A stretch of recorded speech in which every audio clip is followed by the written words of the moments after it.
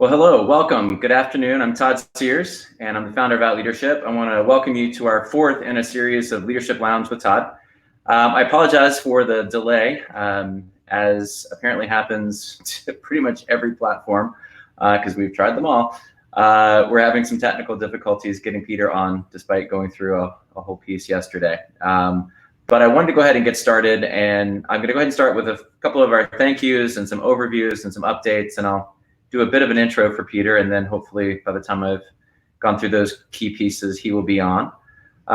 So first, I really do want to thank all of our member firms who have been supporting us. As you may know, Out Leadership counts 82 companies that are members of the organization globally.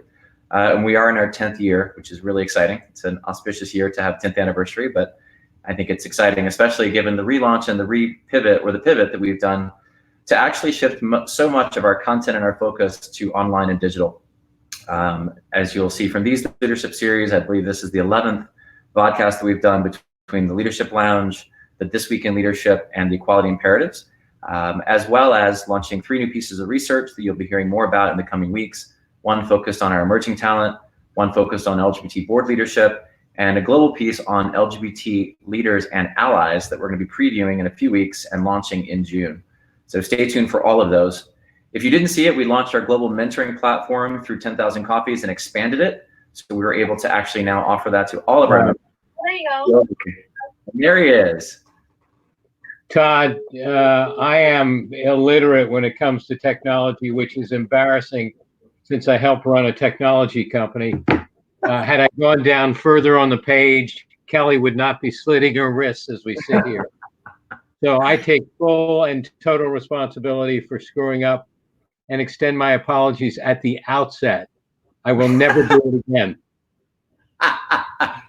And one of the perfect leadership traits, taking responsibility. All good. Justifiable humility. All of the above. It's on your list of 5, I know. Well, I was just giving everybody a little bit of an overview and doing a couple thank yous, and then if you're all right with it, I'll give a brief intro to you, and we'll dive right in. Great. Excellent. So as I was saying, we've got a lot of thank yous for a lot of firms. I want to start with our global sponsors, HSBC, Ropes and Gray, EY, KPMG, and Greenberg Traurig, as well as RBC Capital Markets. And each week we try to say a thank you to a few of our 82 member firms. Obviously Bloomberg with Peter and many leaders that have been supporting us for so many years.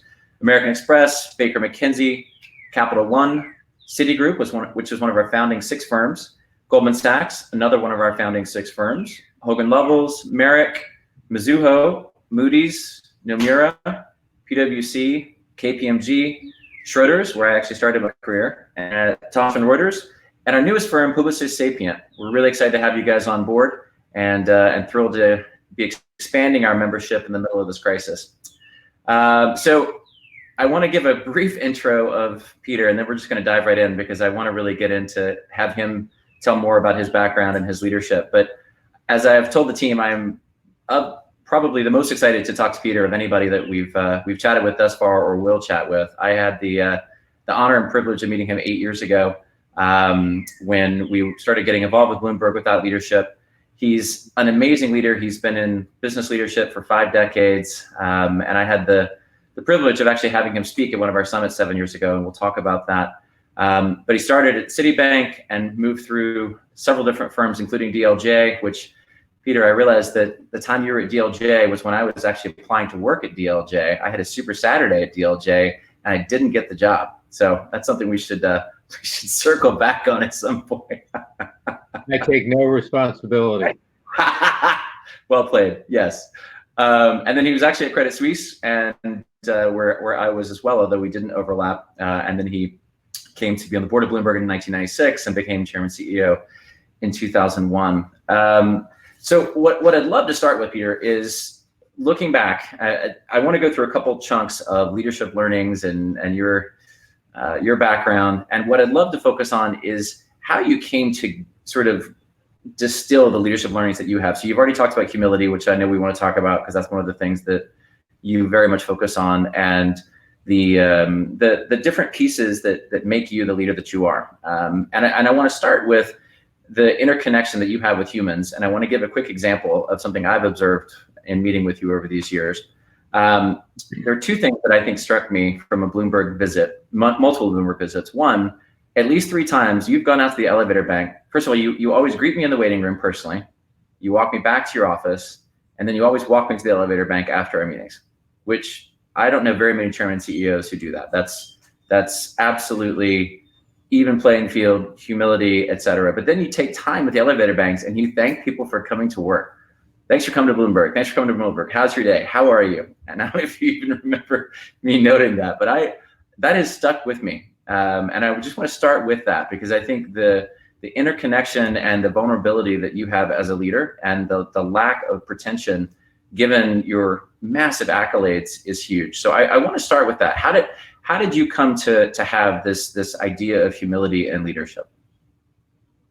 Well, I think it's probably a result of, as you carefully articulated, and I hope everybody picked up on it, it's been 5 decades. November 9th, 2019 was my celebration of my 50th year in the workforce. And over that period of time, I've had access to some really extraordinary people, great leaders, great individual contributors, and so forth. And have just kind of honed my philosophy of leadership over that period of time. But everything I've done, and I've learned this now, I've had 7 cohorts of 12 mentees each for the last 7 years at Bloomberg, and I've asked them to think about a philosophy of leadership. And humility plays a hugely important role. And I think part of it is also we all kind of gravitate towards our strengths, and I have a strength in emotional intelligence. I'm just good with people. I like people. I like making people feel important because I think part of leadership is inspiring people to do the things that they wouldn't ordinarily ask of themselves. And if you have that foundational relationship with people and then ask them to extend themselves, they'll do it, and they'll do it graciously and surprise themselves in how well they perform. And so I think it's just kind of years of experience of seeing other leaders, maybe even absorbing some of the things that I think they did well and discarding some of the things I don't think they did nearly as well. I also grew up in a family with a very strong mother. I had a good relationship with my father, but she was also very big on manners. I went to university in the South at UNC Chapel Hill. Kind of part of the ethos and culture of the campus is one that's steeped in Southern manners, and I've kind of adopted all that. And as we said, it manifests itself in greeting you at the couch and taking you to the lift and saying hi to people. You know, one of the principles that I've always felt very strongly about, and this has been particularly reinforced since I've worked for Mike for the last 18 years and been on his board the last 26 years, and that is accessibility to everybody in the firm. I think it's a hugely important way that we drive our culture. And I'll tell, if I may, a quick story in that regard. Two aspects. One, as you will remember, at one stage when we designed our office space at 731 Lexington Avenue, I positioned my desk so I could see people coming off the lift on the 6th floor and going out at night.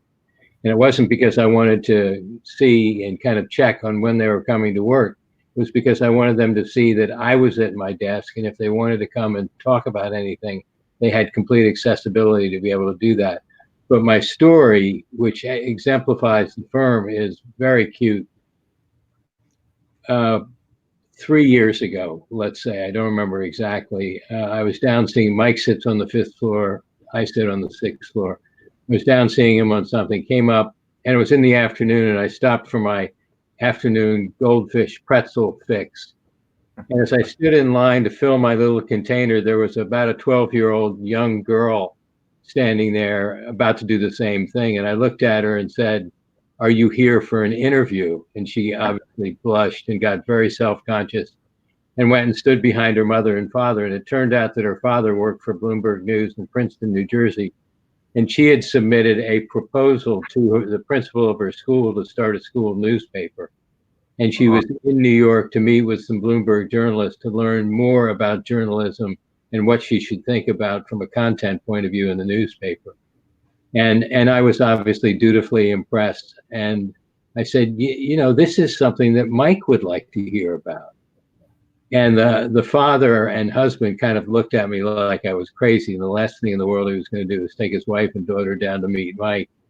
He said, well, I don't know where Mike sits. And I said, well, if you go diagonally across the floor on the 5th floor, you'll run right into his office. 2 hours later, I get a message from the father with 2 pictures. One with his daughter sitting on a chair next to Mike Bloomberg with her press pad open, taking notes. He interviewed him. And the second one with the 2 of them sitting together.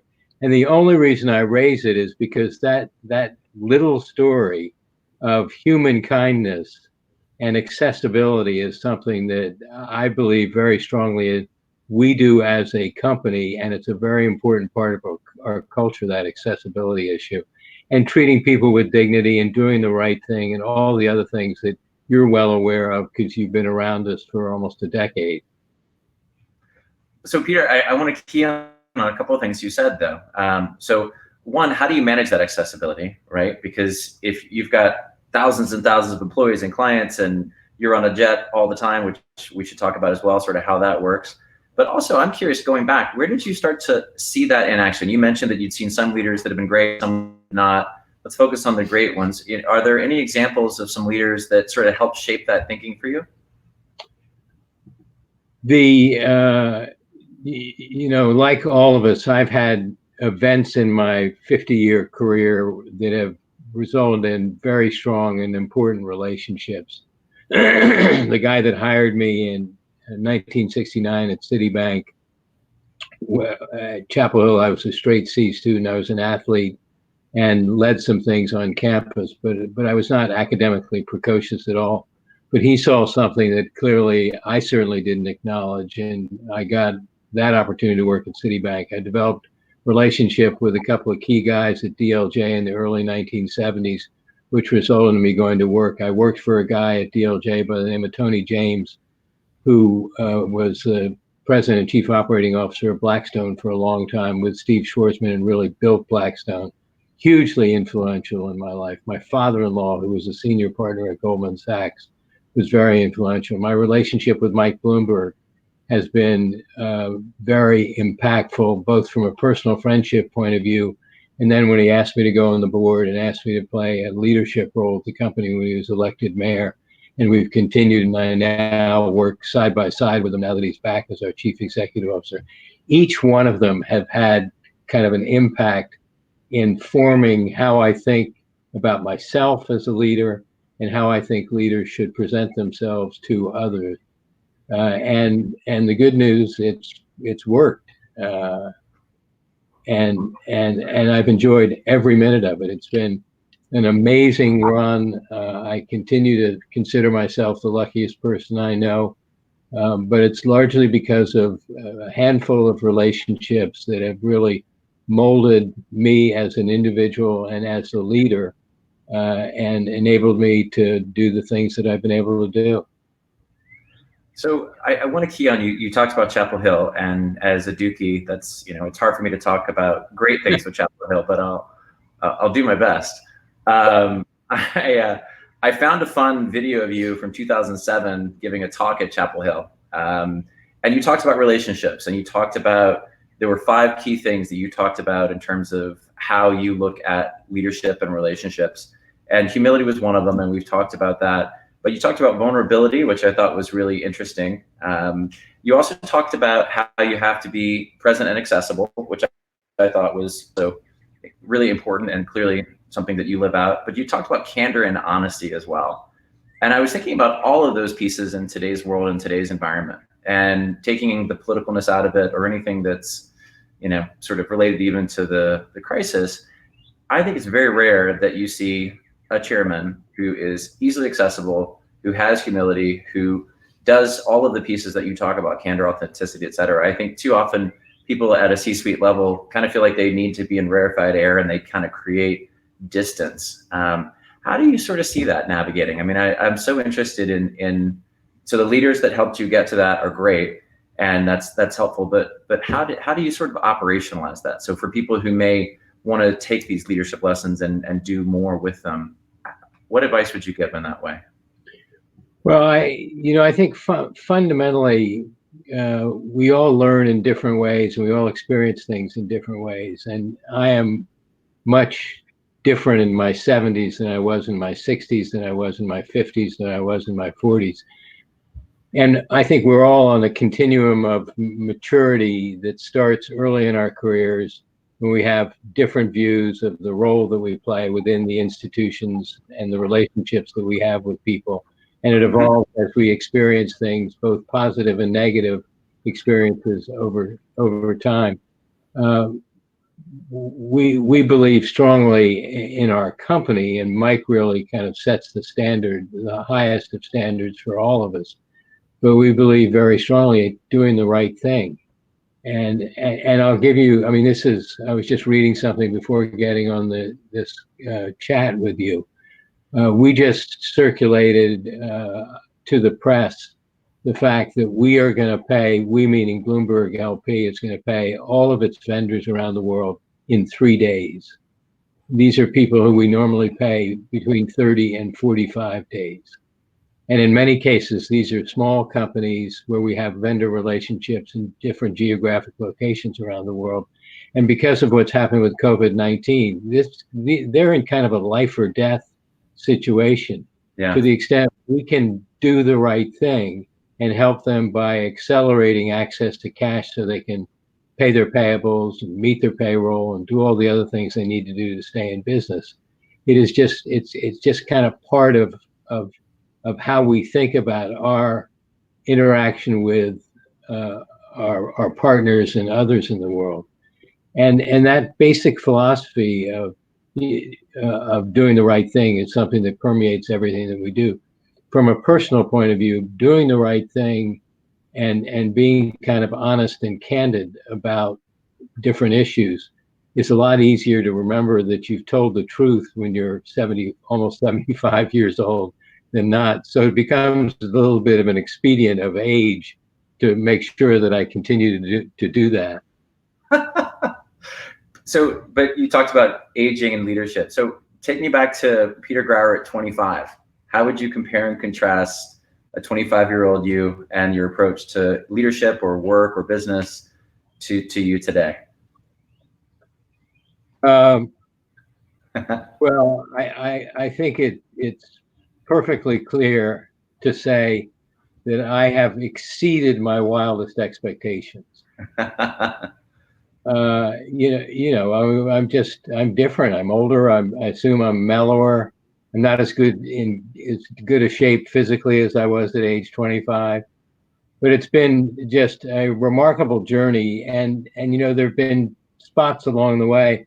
I mean, my engagement with you and Out Leadership 8 years ago, the conference that I think KPMG hosted in Canary Wharf in London, when I turned to my colleague Kirsten Barnett and basically said, as I was about to go sit on one of your panels, that I was as nervous as I had ever been because I thought I was going to say something stupid and embarrass our firm and embarrass Mike and embarrass you as the sponsor of this. All of this has been kind of a continuum and a journey that I've been lucky enough to go through, number one, but number two, constantly kind of build on the experiences that really stood out and use them to kind of shape my view about the world based on number one, how I see it today and kind of where I sit. So, go ahead, please. No, that was it. Well, and so that actually was one of the stories that I wanted to key on as well. So when you did speak for us at the summit and you relayed that anecdote of being nervous about it, and then later that it was one of the things that you were proud of in your career, which meant a lot.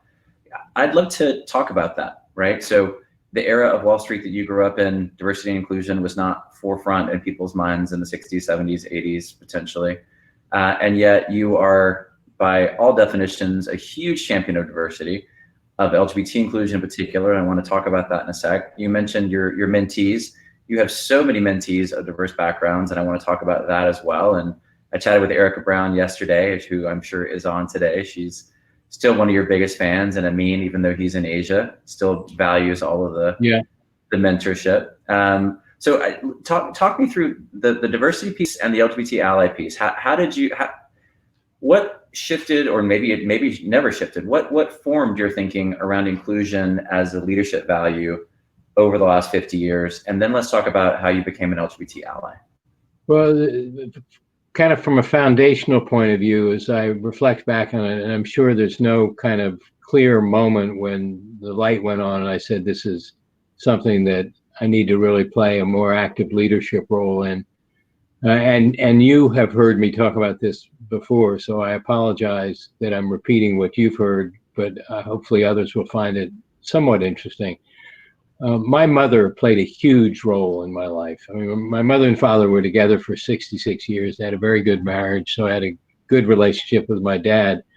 But my mother was really heavily influenced how I developed as a youngster into adulthood, and was my strongest advocate, my harshest critic, was my best advisor.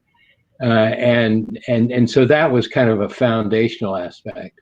Mm-hmm. When I came to Bloomberg in 2002 on a full-time basis, one of the things that I decided very quickly was I needed a chief of staff. My chief of staff, Kate Schroeder, who's been with me now for 18 years, there hasn't been a major decision that I've made at Bloomberg. There hasn't been almost any decision of consequence that I've made at Bloomberg where she didn't play an important role as a sounding board, as an advisor, and as a critic. And that kind of influenced things as well. I'm not sure there was a eureka moment, but this whole issue of the global war for talent, we're a company of 21,000 people in over 130 countries around the world. We are constantly recruiting people, making sure that we have the most diverse and inclusive environment for people to come to work in, where they can bring their whole selves to work every single day. And we can get that kind of diverse output that kind of workforce brings to be more competitive and better able to serve our customers and the markets that we serve around the world. Having that diverse workforce is a truly critical ingredient to our success. And so there was part of that. And then part of it too, and we talked about this a few minutes ago, is it's just the right thing to have a workforce that kind of reflects the external world. And it is very much a work in progress, but something that we're deeply devoted to. And Erica was very important in that. The rest of our current D&I leadership team, Pamela Hutchinson and Chris Michelle and a whole group of colleagues that support them around the world, are really enabling us to elevate our game so that we are actively engaged on gender issues. We're actively engaged in Black and Hispanic people, the LGBT community. Because I've learned from those, another big initiative that we have underway is basically mental wellness in the workplace, because that is a hugely challenging issue. And what we're trying to do is kind of level the playing field for everyone in terms of our sensitivity and sensibilities to these issues, so that we can literally get the best out of people every single day. And we've been fortunate that by and large, we've been able to do that. But like every institution, every once in a while, we take a step or two forward, we wind up taking a step or two back.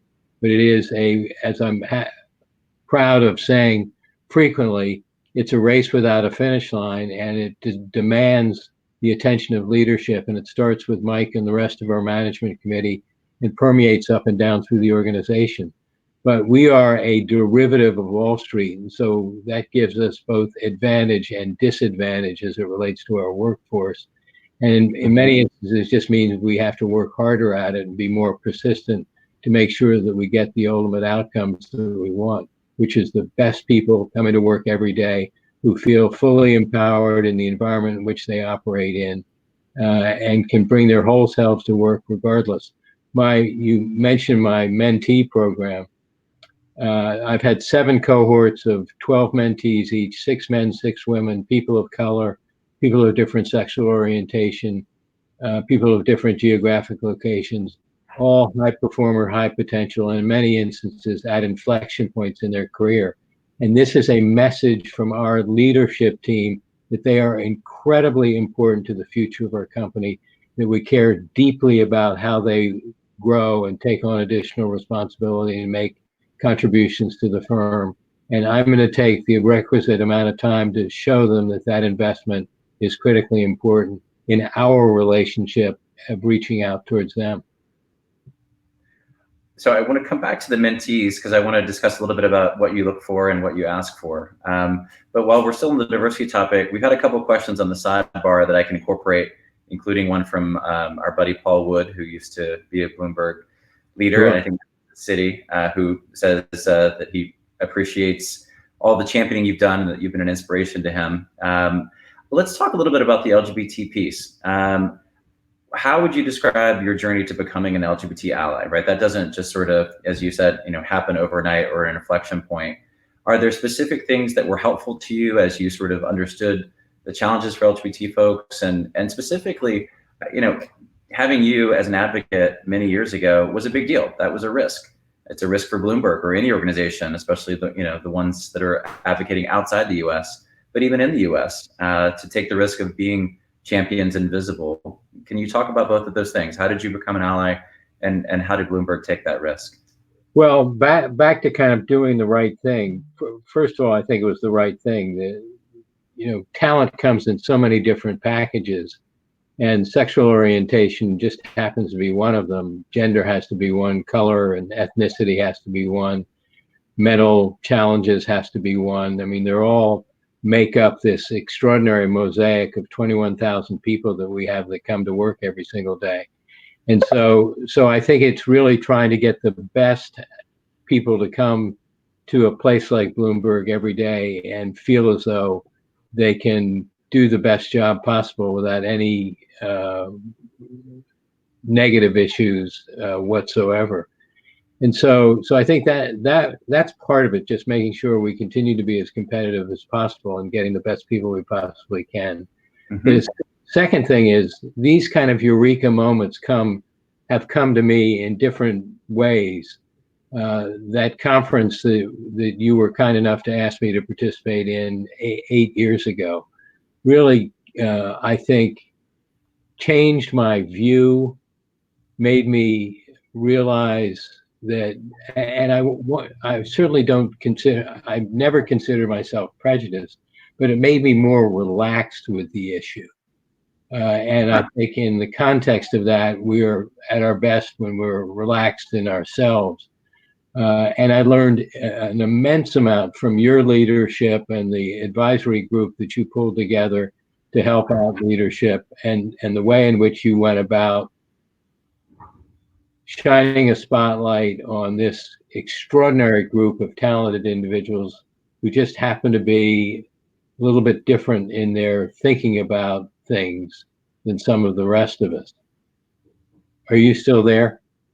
Yeah, I am. Can you see me? Yeah, no, I've got a dark screen for you.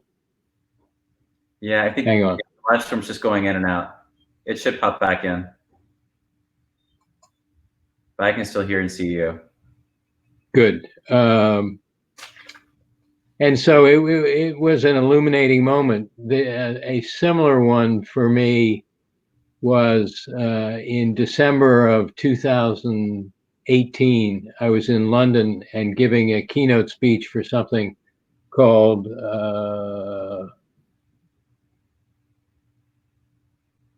Time to Change. Sorry, it took me a minute just to remember it. Sure. And Time to Change is basically a mental health organization. And I realized, reading the briefing material ahead of time, that 1 out of 6 or 1 out of 7 individuals in the world suffer from some form of mental health. And you kind of assume it's 16%. 16% of our organization is almost 3,500 people. And I kind of said to myself, my gosh, what are we doing to make sure that we're helping to address this issue the same way the gender issue, the same way the sexual orientation issue, the same way the issue of color, and among other things. So we have mounted a significant effort under Pamela Hutchinson's leadership to identify, to the best of our ability, without infringing on people's personal space, helping work with great employees who have mental health care challenges, and making sure they're fully integrated in the workforce, and they feel this incredible commitment that we have to all of our employees that is just as valid to them with the burden that they carry as to many other people. And so all of these things have been, to some degree, kind of unique experiences. In April of 2014, again, another one of these examples, I was meeting with Mike about something, and I said, God damn it, I'm going to put a stake in the ground on behalf of, it was a three-man management committee at the time, Mike, Tom Secunda, and me, on behalf of the three of us at the senior most leadership ranks, really drive our D&I agenda going forward. And again, I did it because it's the right thing to do, but also it's critically important to the future of our firm to field the best team that we can every day.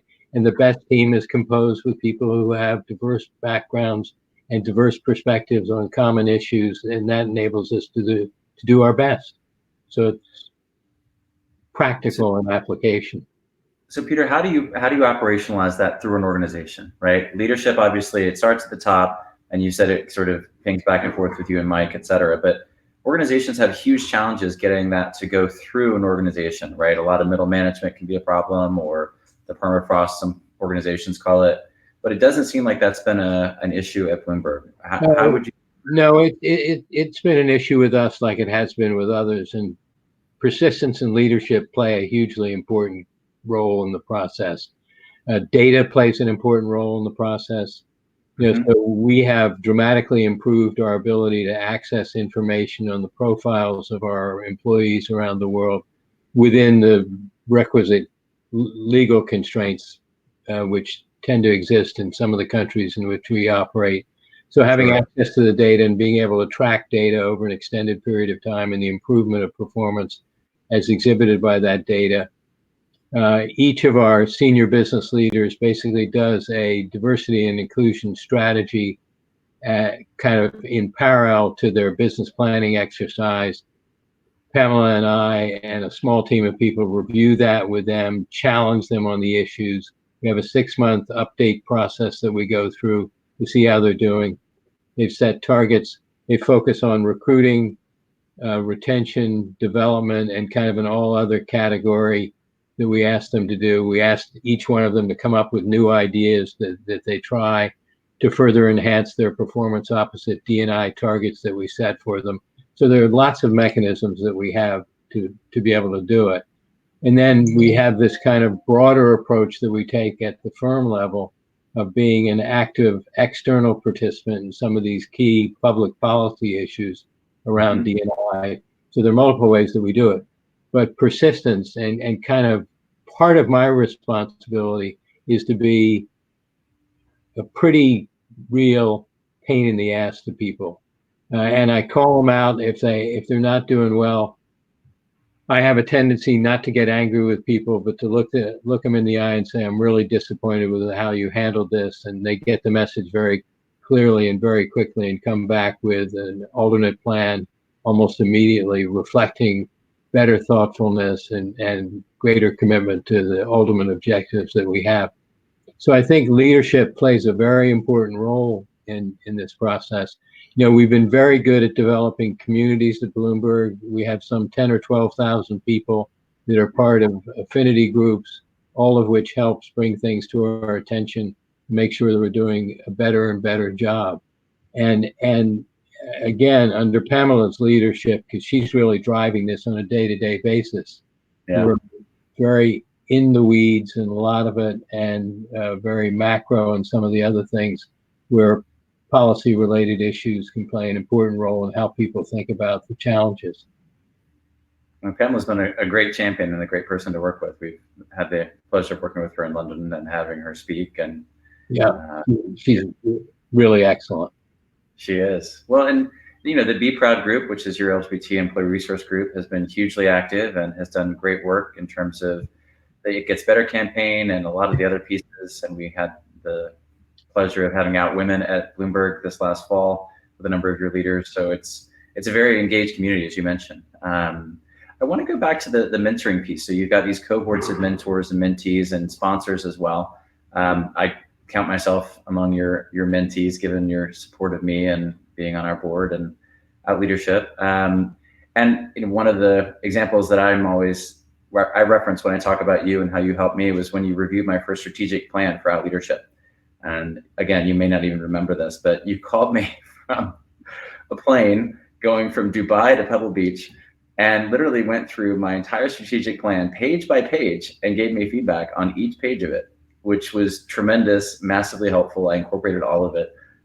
But again, as a leader of your caliber and stature, to take that time meant a huge amount to me. And again, shows the type of leader you are. Walk me through, from a mentor-mentee perspective, when you meet with a mentee, what expectations do you have of them, and what do you try to give them? Well, it's a couple of things, and I'll take you through kind of what the process is very quickly, and kind of what we do when we go through this program, which is a one-year program. I came up with this with Kate Schroeder, my chief of staff, now almost 8+ years ago, and it was really to send a very strong message to high-performing people at midpoints in their career that they're really important to us, and we're going to make an investment at the chairman's level to underscore that commitment to them as we go forward. We have a very thoughtful, somewhat rigorous selection process. Kate interfaces with all the HR business partners within the businesses, and they surface candidates, and we narrow the list, and they have to kind of fit into some of the parameters that I talked about. But it's, as I said, 12 people, 6 men, 6 women, people of color, people of different sexual orientation, people of different geographies. It's a one-year program, 4 one-hour sessions. I send them a letter inviting them to the program, which gets not an email, but kind of a snail mail letter, just because I think that's a much more appropriate way to kind of introduce this different aspect of a relationship that they're going to have. Some of them I've known before, some of them, the majority of them I don't, but it's kind of an icebreaker. And it's the kind of thing that they all will comment on the impact that the letter had to them. I asked them beforehand to think about what they would like to get out of the program. So I have access to all of their performance evaluation information ahead of time. And so when we sit down for the first discussion, I've got a pretty informed view as to who they are, what makes them tick, how they've performed, and some of the areas that may necessitate some development activity as we go forward. I asked them for the second meeting to do 4 things. First, I asked them to do a brutally honest self-assessment where they have to have their significant other read it after they've done it to kind of give the bullshit check on it. And then we go on it, we go through it. I'm happy for them to send it to me. It's more an exercise in self-awareness than it is anything else, and really to kind of set the stage as to the things that we'll work on for the next 9-month time frame. I asked them to think about where they want to be in the next 3 years in their career, and what do they think the obstacles are to get there. I asked them about their philosophy of leadership. I'm a firm believer, if you have responsibility for one person or 2,000 people, you should have a personal philosophy of leadership. And so I asked them to spend time thinking about that. And I think those are the kind of primary components. They do that. We go through that all in detail in the second meeting, and sometimes it requires more than an hour, so we have backup meetings. And then the third and fourth meetings, it's really an ongoing dialogue of what's on your mind, what are the challenges that you face, how are you wrestling with these challenges, what do you think you're learning about yourself based on the way you conducted yourself, and let's talk about it and see if there are potentially other perspectives that I can bring to the table that you may not have thought about that could be helpful on this journey of leadership. They have total access to me anytime, anywhere they want to, over that 1 year period and afterwards for that matter. And some take advantage of it and some don't. And I kind of track their careers and congratulate them on promotions. I bring the groups together. Each cohort comes together at the end of the 1 year time frame. We have an informal dinner in New York and elsewhere, depending on how many of them are available. And it's all about connectivity, and it's all about a strong message that you're important to us. And I'm going to take the time and effort to underscore that and hopefully be additive as you continue to evolve as a leader. I love it. And for those who haven't been a part of that, but I can very much vouch for the leaders that I know that have been a part of it, and all of them have really taken advantage of it and seen huge impact from it in their careers, whether they're at Bloomberg or not. As I mentioned, Erica and others who have gone on to other firms still very much rely on you as a mentor. So that's got to make you feel good. It does make a huge impact. I take it as a personal affront when one of them leaves. We just lost one yesterday who I had 3 or 4 phone calls over the last weekend to try and convince him to change his mind, but he decided not to. Well, as you say, never burn bridges and life is long. You never know when they're never gonna come back. So at least in May, I hope it's still long. I hope so too. I'm counting on that. Yeah. So the last section I want to talk about is looking back and looking forward. So if you had to sort of pick a couple of things that you're the most proud of over the last 50 years, what would they be? And then I'd love to think about where you see yourself going, Bloomberg going, and a little bit of a view on sort of where we are in the world today. Yeah, I think, I said this before, and I'm not sure how much pride enters into it, but, I consider myself to be amongst the luckiest people in the world. Because this journey of now 74 years, I'll be 75 in October, has just been really remarkable. And I attribute it to the relationships that I've developed along the way. And I haven't mentioned her to date, but I will because she's so important. Lori and I have been married for 38 years, and she's been incredibly important in enabling me to invest in what's turned out to be a remarkable career. So I'm incredibly proud of her and our 3 daughters and our 4 grandsons that we have. I think I've always put my professional endeavors before my family endeavors, and she's carried much of the burden on the family side of things and done just a remarkable job and continued to support me over this long period of time. And, like many of us, I spend more time working than I do anything else. So I'm immensely proud of that relationship. I am immensely proud of my relationship with Mike Bloomberg. It's been 30 years, almost 31 years since we got to know one another. We've been great personal friends, first and foremost. He entrusted his company to me when he went to City Hall, which I think I'm just amazed that he did. But as he's fond of saying, I didn't screw it up too badly. But my relationship with him, because I've learned so much from him in so many different ways. In his leadership style, he still has this incredible entrepreneurial bent at age 78. The good news of the pandemic is I get to spend anywhere from 15 minutes to 3 hours with him almost every day on the professional side of things, and we talk at least once over the weekend.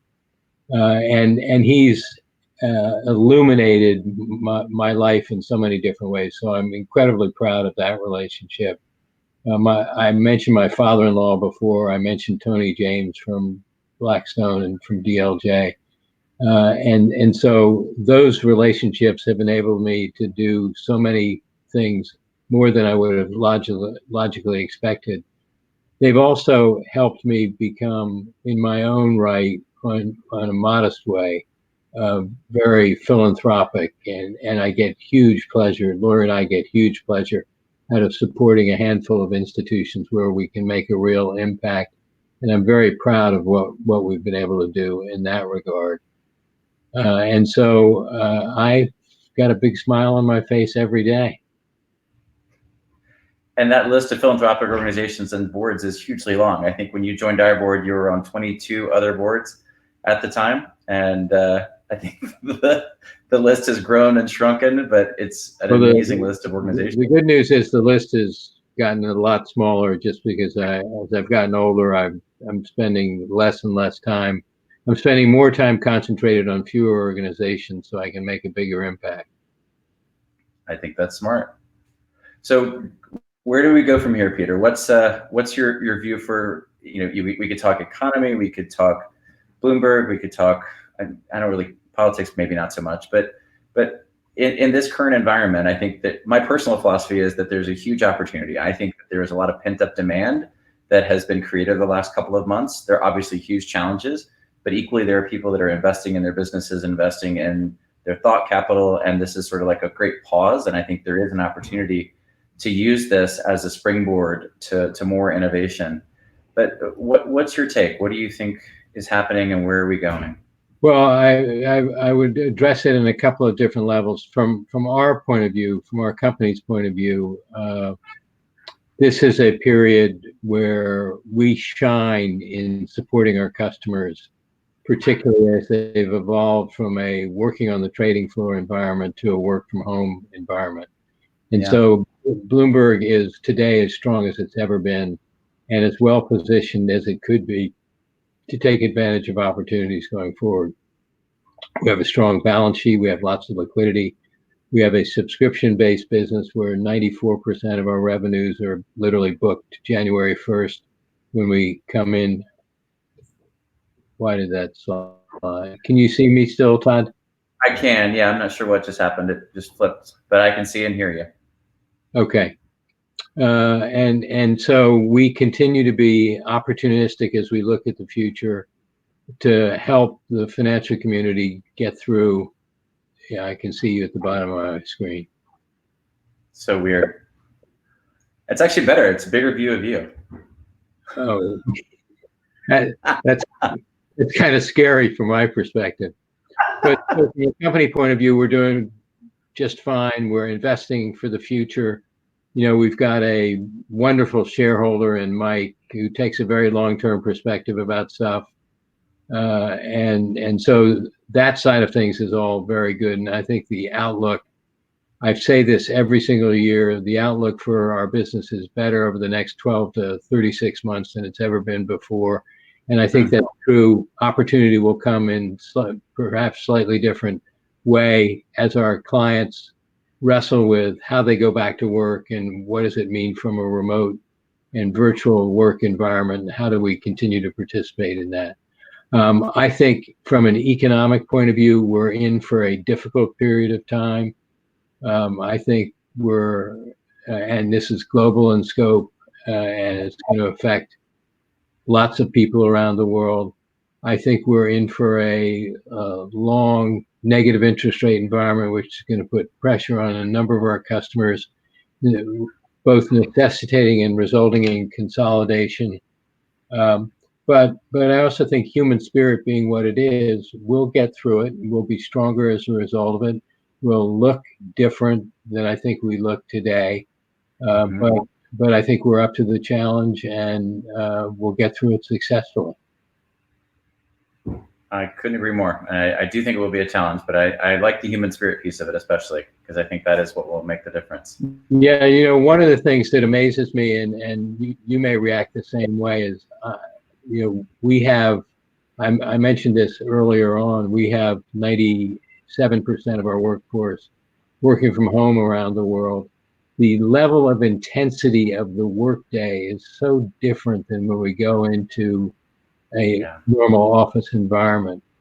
And so part of what I've been doing is making sure I communicate and we communicate as a leadership team with our colleagues all over the world, particularly focused on single parent families and single colleagues who live by themselves, as well as dual working families with small children, making sure that we're communicating and on a proactive basis and identifying challenges where if we need to bring in additional resources to help people, we're doing that. I think that environment is going to continue for a while as we find whatever the equilibrium is going to be that will enable us to go back to work in a more predictable environment than we have today.